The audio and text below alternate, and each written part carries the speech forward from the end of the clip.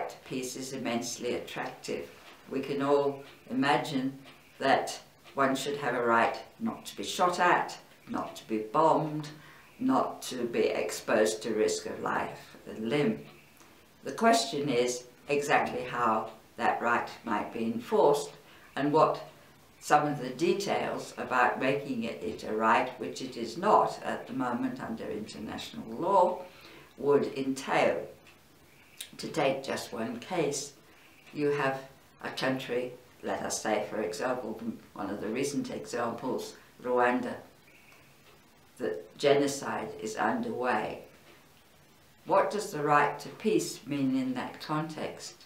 It cannot, I would argue, entail that the international community should not intervene to protect innocent citizens who are being mass slaughtered, women, children, civilian men, subject to mass slaughter by the most brutal means.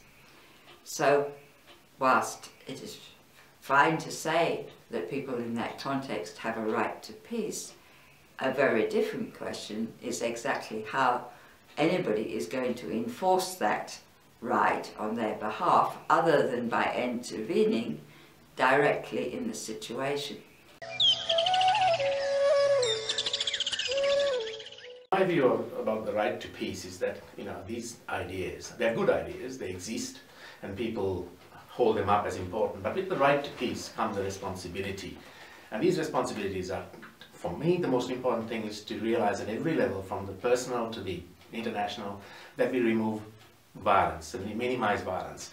And of course, we know in peace studies that the most important ones to remove are cultural and structural violence.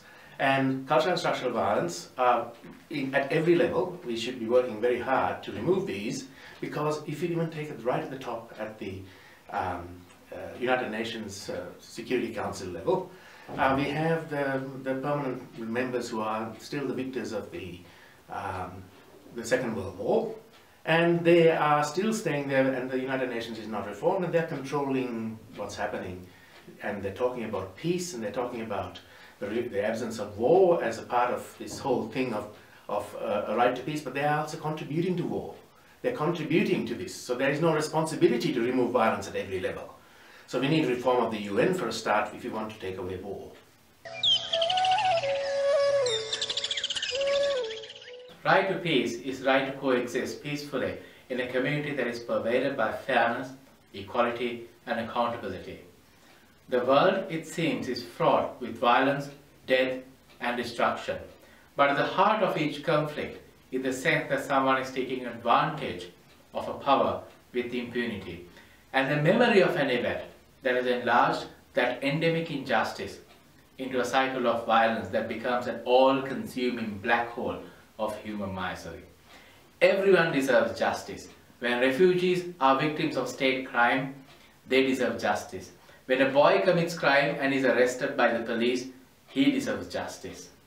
When a community is denied rights of citizenship, they all deserve justice. Peace is sustained by justice. The world we live in today has 66 million hungry children. It needs just $3.2 billion per year to feed them. In contrast, the world military expenditure totaled $1,747 billion in 2013. We need security, but the definition of our security deserves a change. While justifying people's right to security, we should rethink about what causes insecurity. To put it simply, we cannot achieve peace by silencing the voices by guns and sticks. Peace needs pressure-free livelihood. It needs relief from hunger and threats. After all, a peaceful society is unimaginable without a successful security. Security is vital to peace.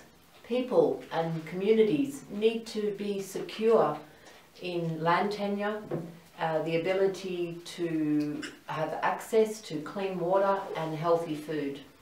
It is a right for those people to meet their basic needs. It is therefore important that we educate for an understanding of environmental insecurity issues and injustices, and become aware that conflict over scarce resources Reducing access to land is resulting in environmental degradation and pollution that is impacting on people's rights. An education for the environment in this respect is an education for peace. Central to environmental peace is community. To cultivate an environmentally peaceful future, we must cultivate community. Communities where people come together, form connections, form a sense of belonging, both belonging to community and to the place where that community exists. Community unites people, their common goals, ideals and vision for the future. Overcoming environmental challenges and cultivating environmental peace must start at an individual and community level. We need to transform how we live as communities, how we relate to one another, and how we relate to the natural environment. We all stand on common ground. We all have a right to belong to places and communities, and we can use this common ground to build environmentally peaceful communities. I guess my message today is to stress the importance of peace studies as an academic discipline. Scholars in peace studies are needed today more than ever to actually explain more accurately the conflicts that we witness today in the Middle East, for instance. In peace studies, we don't prescribe solutions.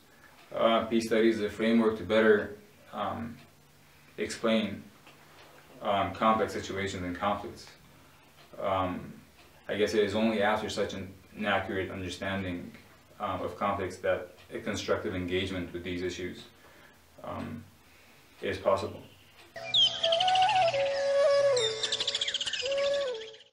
Cuba, the chief sponsor of the United Nations resolution, said it reaffirms the right to peace as a fundamental condition for the enjoyment of all human rights, in particular, the right to life. So peace is not just something airy-fairy that we desire in the world but can never achieve. It's a basic human right, like the right to clean water, adequate food, housing, healthcare and education. Without peace, all of these things are compromised. For example, it's almost impossible to get a good education within wartime conditions.